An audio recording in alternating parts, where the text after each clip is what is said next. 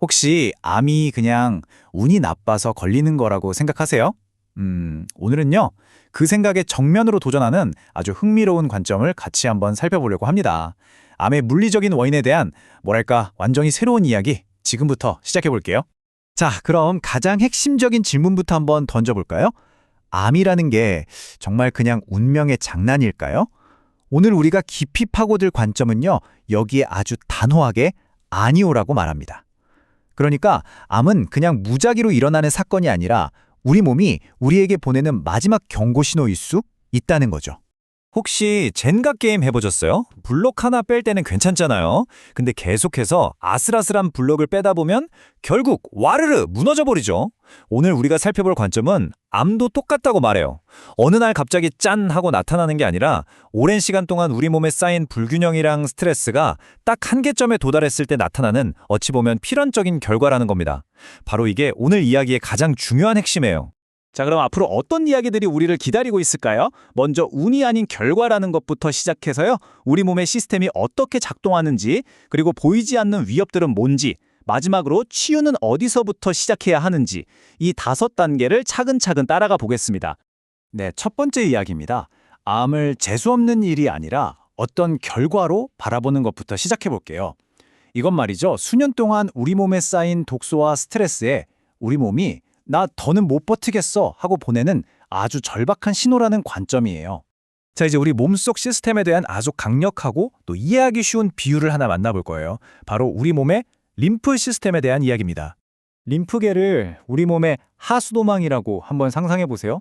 어때요? 정말 확 와닿지 않나요? 이 시스템이 바로 몸속의 온갖 쓰레기, 그러니까 노폐물이란 독소를 싹 처리하면서 우리 몸을 깨끗하게 유지해주는 정말 핵심적인 역할을 하는 곳이에요. 자, 이 슬라이드는 정말 중요한 과정을 보여주는데요. 잘 한번 보세요. 모든 건 1단계, 우리 몸에 독소랑 스트레스가 쌓이는 것에서부터 시작됩니다. 이게 쌓이면 2단계, 우리 몸의 하수도인 림프계가 꽉 막혀버리는 거죠. 그럼 어떻게 될까요? 3단계, 세포 주변이 온갖 독소로 오염되고요. 결국 4단계에 이르면 세포가 숨을 쉴 수 없게 돼요. 산소가 부족해지는 거죠. 자, 그리고 마지막 5단계. 정말 놀라운 설명인데 세포가 살아남기 위해서 정말 처절하게 몸부림치다가 산소 없이도 살 수 있는 암세포로 스스로를 바꾼다는 겁니다. 자, 그럼 다음 단계로 넘어가 볼까요? 이 문제를 더 심각하게 만드는 또 하나의 핵심 시스템이 있어요. 바로 우리의 소화기입니다. 우리가 먹는 음식이 제대로 소화되지 않으면 그냥 그걸로 끝나는 게 아니에요.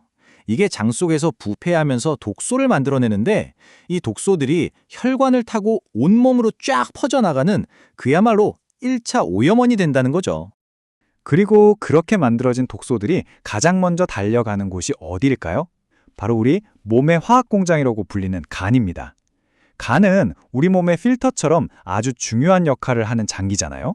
여기서 핵심이 나옵니다. 소화가 잘 안 돼서 생긴 독소가 너무 많아서 간이 처리할 수 있는 양을 넘어서 버리면 어떻게 될까요? 결국 오염된 피가 필터링 없이 온몸을 돌게 되는 거예요. 바로 이렇게 오염된 환경이 암세포가 쑥쑥 자라기에 아주 최적의 토양이 된다는 거죠. 그런데 문제는요, 우리 몸 안에서만 시작되는 게 아니에요.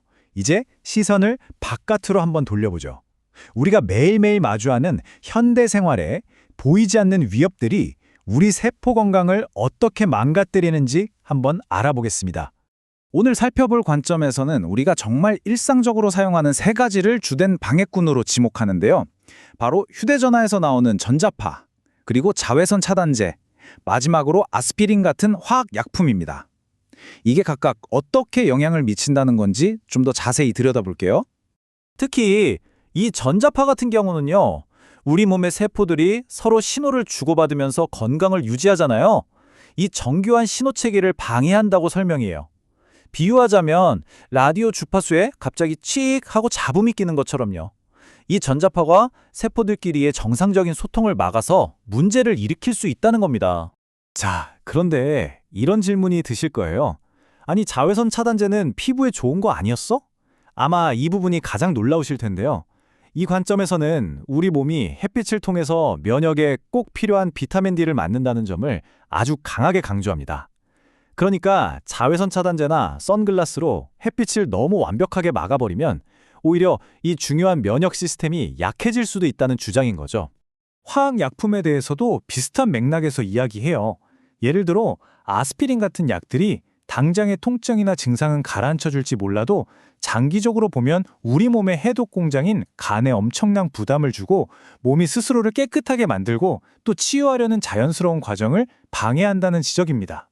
그렇다면 이 모든 문제들의 해결책은 과연 어디에 있을까요?